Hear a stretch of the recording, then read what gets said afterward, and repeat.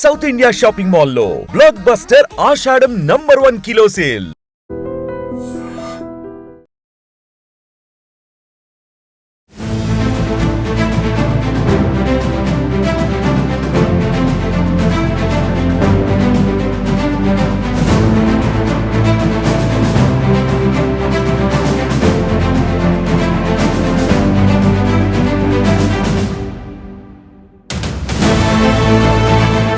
మనతో పాటు స్వాముల వారు ఉన్నారు. ఒక్కసారి మాట్లాడే ప్రయత్నం చేద్దాం. సార్, గతంలో కూడా ఇట్లనే గుళ్ళు గోపురాలు అన్నీ ఉన్నాయి, కానీ ఎప్పుడైనా సరే ఇట్లా గుళ్ళను కూల్చాలి అనేసి అంటే ఇట్లాంటి ఇన్సిడెంట్స్ అయితే చాలా తక్కువనే మనం. అండ్ ఇంకోటి ఏంటంటే రోడ్డు మధ్యలో కూడా చాలా దేవాలయాలు మస్జిద్లు ఉంటాయి, వాటిని టచ్ చేయట్లేదు. వీటిని ఎందుకు మరి? అంటే ఇప్పుడు మీరు మాట్లాడే విషయ వివరణ తీసుకుంటే అమ్మా, ఒక గుడి ఒక విశేష వివరణకు తీసుకుంటే 100 సంవత్సరాలు 80 సంవత్సరాల చరిత్ర అమ్మ. మీరు అన్నట్టుగా ప్రభుత్వంకి మేము గౌరవార్థంగా ఒక విషయం ఏం చెప్తున్నామంటే, 2-3 సంవత్సరాల క్రితం వెలిసిన గుడులు, లేకపోతే దానికి ధూపదీప నైవేద్యాలు లేకుండా కొంతమంది అలా అరణ్యంగా చెత్తలో వదిలిపెట్టే గుడులు కొన్ని చాలా ఉన్నాయి. అలాగా అవుటర్ రింగ్ రోడ్ వేసినప్పుడు 100 గుడులు పోయినాయి. ఆ గుడులు ఇంకా ఎవరు పట్టించుకోవట్లేదు. నిన్నగాక మొన్న నేను చూశానమ్మా, దొందిగల్లో 3 గుడులు అలా ఉండిపోయినాయి. ఒక్కళ్ళు కూడా ఏం లేదు, లారీ డ్రైవర్లు అక్కడ పక్కన కూర్చుంటారు, తింటారు, దానికి ఎక్కడ దిక్కు లేదు. కానీ భక్తులు ఇక్కడ 80 సంవత్సరాల నుంచి కోరుకొని ధూపదీప నైవేద్య కార్యక్రమాలు చేస్తున్న గుడిని వదులుకోకూడదమ్మా. ఎందుకంటే 80 సంవత్సరాల నుంచి ఎన్ని పుణ్య కార్యక్రమాలు అయితే అమ్మ అక్కడ ఉన్నది కాబట్టి, అమ్మకి గౌరవార్థంగా ఏంటంటే ఈరోజు 100 గజాల స్థలం అనేది కాదు, మనకి ఏ హక్కు ఉన్నదని భూమండలం మీద మానవ శరీరం మనం బతుకుతున్నామమ్మా. దేవాది దేవతలను కోరుకుంటాం, ఆరోగ్యం బాగాలేకపోతే మనకు ఉద్యోగం రావాలని కోరుకుంటాము, లేకపోతే ఇంకేదని ఏం కోరుకుంటాము? మనము దేవతలనే కోరుకుంటాము. మరి దేవతలని మనం ఆ పరిస్థితికి తీసుకొస్తే మరి ఎవరిని కోరుకోవాలి? ఎవరు రక్ష? ఈరోజు శ్రీహరికోటలో పోయి చూస్తే అక్కడ దేవాది దేవతలు ఉన్నారు. అక్కడ ఎక్కడెక్కడో రాకెట్ లాంచ్లు చేస్తే దేవాది దేవతలు ఎక్కడ ఉన్నారంటే, దేవత ఉన్నది కాబట్టే కదా ఈరోజు మనందరం ఈ విధముగా ఐక్యతని, ఐకమత్యాన్ని, సనాతన ధర్మాన్ని అని అడుగుతున్నాం. కాబట్టి మా సాధువులందరం కూడా మేము ఏమని ఆలోచన చేసుకొచ్చాం. ఇందాక వచ్చింది మాకు, వాళ్ళందరూ కూడా లైవ్లోకి వస్తున్నాం అని చెప్తే ఒక మాట ఏమన్నారు అంటే వాళ్ళు, స్వామి ఇప్పుడు తెలంగాణకి మీరు ఉన్నారు, అక్కడ మాట్లాడుతున్నారు, చేస్తున్నారు కదా, ఇప్పుడు మన అందరం కలిసి చేయాల్సిన పని ఏంటి అంటే, నేను ఒక మాట అడిగాను, స్వామి అక్కడ అమ్మవారిని ప్రతిష్టాపన కార్యక్రమాలు చేయాల్సినది ఒకటే మిగిలి ఉన్నది, ప్రభుత్వం నుంచి సానుకూలత తీసుకురావాలంటే సాధువులందరం ఏంటంటే గొడవలు చేసుకొని లాఠీ చార్జీలాగా చేసుకొని ఇలా ఇంత వయసు ఉన్న వాళ్ళందరికీ ఇబ్బందులు అయితే అమ్మ, ఆరోగ్యాలు ఇబ్బంది అవుతాయి. 4 రోజుల నుంచి వర్షం ఉండి ఈ రోజు నిన్ననే కొంచెం ఎండ ఉంది కాబట్టి ఏంటంటే ప్రకృతి కూడా పనులకి సహకరిస్తున్నదన్న ఆలోచనతో గుడిని కాపాడుకోవాలి. పెద్దమ్మ తల్లి యొక్క చరిత్ర 80 సంవత్సరాలమ్మ. అంతెందుకు తల్లి, హైదరాబాద్ సగం ప్రాంతం పెద్దమ్మ తల్లి జూబ్లీ హిల్స్ అంటేనే తెలుసు కదా, మహంకాళి ఉజ్జయిని మహంకాళి అంటే తెలుసు కదా. అలా ఈ ఇద్దరు పేర్లతోనే హైదరాబాద్ ఈరోజు సుపరిచితం. నిన్న కాక మొన్న బోనాల పండుగ పెద్దమ్మ తల్లిది అయింది. 4 వారాలు మనం ఎక్కడెక్కడో బోనాలు ఎందుకు చేసామంటే, ఇది ప్రపంచ ఖ్యాతిగాంచిన చరిత్ర అమ్మ మన తెలంగాణది. దేవీ దేవతలను ఇక్కడ పూజించినట్టుగా మనం ఎక్కడ పూజించము. ఇక్కడ చూడండి, శ్రావణ శుక్రవారాలు మొదలైతే మనందరం ముత్తైదులందరూ వాయినాలు ఇవ్వడానికి సిద్ధమవుతున్నారమ్మా. ఎందరో ఛానళ్ళలో వెయిటింగ్ చేస్తున్నారు, స్వామి శ్రావణ మాసం వచ్చింది, ఏం చేయాలి, ఎలా పోవాలి, మనం అందరూ కొన్ని సూచనలు ఇవ్వాలంటే. 4 రోజుల నుంచి నేను అన్న మాట ఏంటంటే, ఒక మహాముత్తైదు పెద్దమ్మ తల్లికే ఈ రోజు పరిస్థితి ఏర్పడితే మరి మిగతా ముత్తైదులందరికీ ఏం వాయినాన్ని ఇవ్వాలి? కాబట్టి స్త్రీ శక్తి చాలా గొప్పదమ్మా, పరాశక్తి చాలా గొప్పది, ఆది పరాశక్తి చాలా గొప్పది. కాబట్టి పెద్దమ్మ తల్లికి న్యాయం జరిగేంత వరకు మనందరం కూడా సానుకూలంగా ప్రభుత్వాన్ని ఖచ్చితంగా అడిగి తెలుసుకోవాలి. వానర సేనకు సంబంధించిన కొందరు సాములు ఈరోజు అక్కడ లెటర్ పెట్టారు, నిన్న కూడా చాలా మంది లెటర్లు పెట్టారు. కాబట్టి ప్రభుత్వం ఖచ్చితంగా అమ్మ వాళ్ళందరినీ నిర్ణయాలుగా బలంగా తీసుకొని ఇక్కడ ఉన్న ఈ నమ్మకాలన్నీ గెలిపిస్తుంది. నేను ఎక్కడో మనిషిని, ఇక్కడ దాకా ఎందుకు వచ్చానంటే, అమ్మ పెద్దమ్మ అందరికీ అమ్మే. ఇప్పుడు మీరు మాకు అమ్మే, అక్కడ చూస్తున్న వాళ్ళందరూ మనకు అమ్మే. కాబట్టి మన ఆడబిడ్డకి అవమానం అనేది మనం తట్టుకోలేము. ఈరోజు మనందరం ఐక్యం కావాలి. సాధువులందరూ కూడా ఏమంటున్నారు, గుడి ఖచ్చితంగా రావాలి, గుడికి సంబంధించిన విషయంలో మనందరం ప్రభుత్వం నుంచి అన్ని లెటర్లు పెడదామంటే మేమంతా చాలా అఫీషియల్గానే వెళ్ళాం. ఎందుకంటమ్మా, గొడవ చేస్తే వచ్చేది కాదు.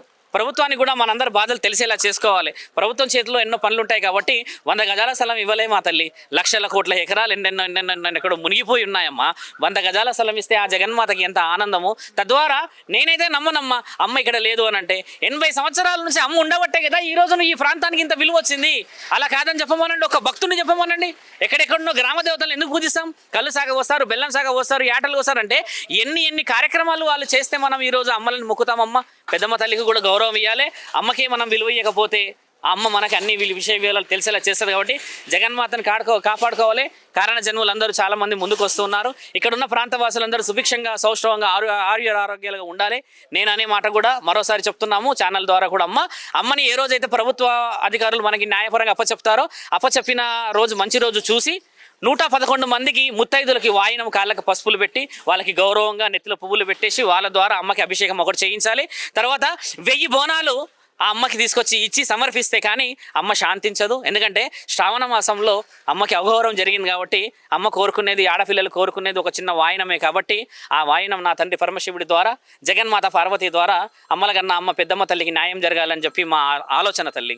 ఇది బంజారా హిల్స్లో ఉన్నటువంటి ఒక ప్రైమ్ ఏరియా అనుకోవచ్చు. ఒక్కసారి అక్కడ చూడండి, this land belongs to government of Telangana.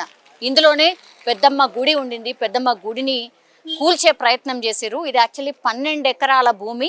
అందులో కేవలం ఒక 100 నుంచి 200 గజాల వరకు మాత్రమే గుడి ఉండింది. దాన్ని టచ్ చేయాల్సిన అవసరం ఏముంది? 12 ఎకరాలల్లా గంత భూమి ఇస్తే అమ్మవారికి ఏం పోయింది అనేది కూడా చాలా మంది క్వశ్చన్ చేస్తున్న పరిస్థితి కనిపిస్తోంది. మనతో పాటు మల్కాజ్గిరి కార్పొరేటర్ గారు ఉన్నారు. అండ్ యూ కెన్ సీ 3 రోజుల క్రితం అయింది కానీ పోలీస్ వ్యవస్థ ఇక్కడ టోటల్గా ఇక్కడే ఉంది. ఎందుకంటే చాలా మంది వస్తున్నారు, వాళ్ళ అభిప్రాయాన్ని చెప్పుకుంటూ పోతున్నారు కాబట్టి కొంత సెక్యూరిటీ వైజ్గా కూడా పోలీసులను మనం చూడొచ్చు. ఒకసారి మాట్లాడే ప్రయత్నం చేద్దాం. ఏం సార్ ప్రధాన డిమాండ్ ఏంది?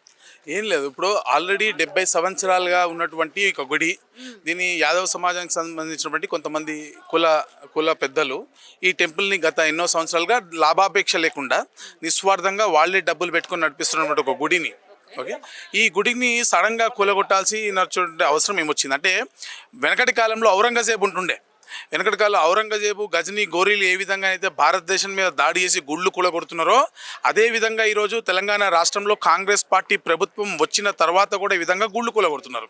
సికింద్రాబాద్ ముచ్చాలమ్మ గుడి కేసు కూడా ఇప్పుడే నేషనల్ హ్యూమన్ రైట్స్లో ఆ కేసు అటెండ్ అయ్యి వస్తున్నాం. బేసికలీ ఈరోజు ఈ ఉదంతము మళ్ళీ వరుస క్రమంగా ఏదో ఒక గుడిపైన తెలంగాణ రాష్ట్రంలో దాడులు జరుగుతున్నాయంటే దాన్ని ఆపలేని చేతగాని చవట ముఖ్యమంత్రి లేకపోతే ఈ రాష్ట్ర ప్రభుత్వం అన్నది మా క్వశ్చన్.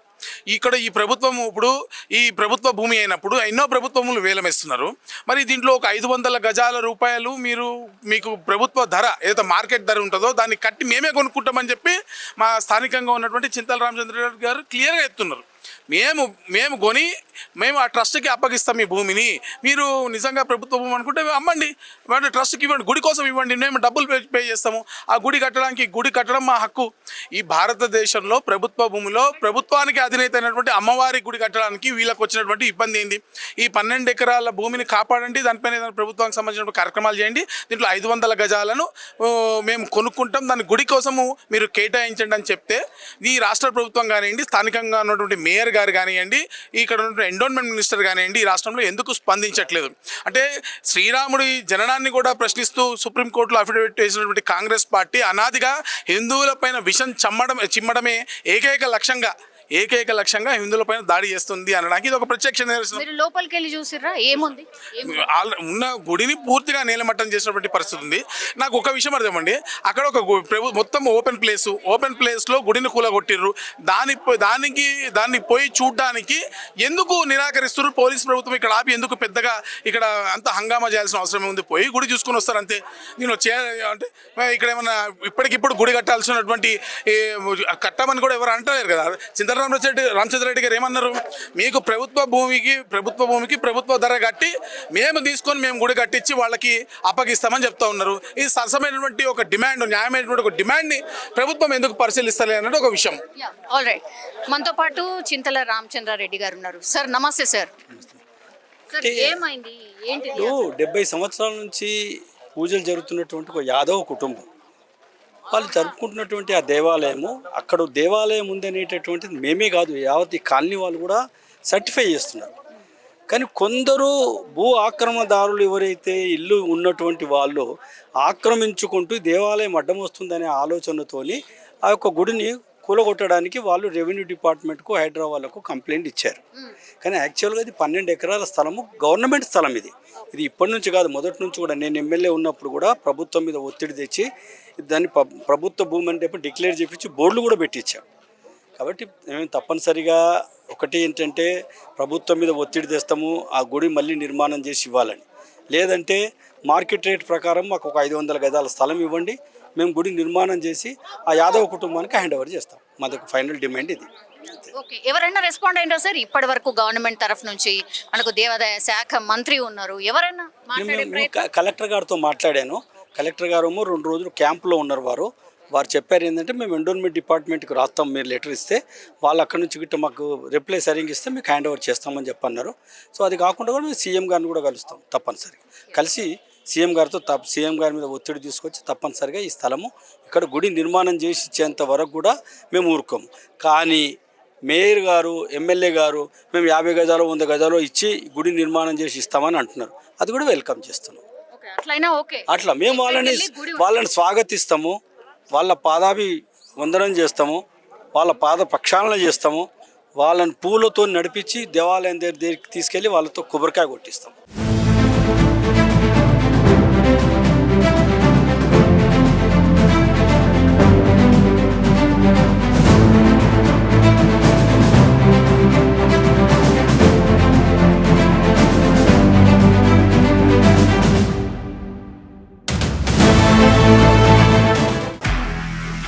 నిజంగా ప్రస్తుతం ఉన్నటువంటి సమాజం దేనికి ప్రయారిటీ ఇస్తుంది?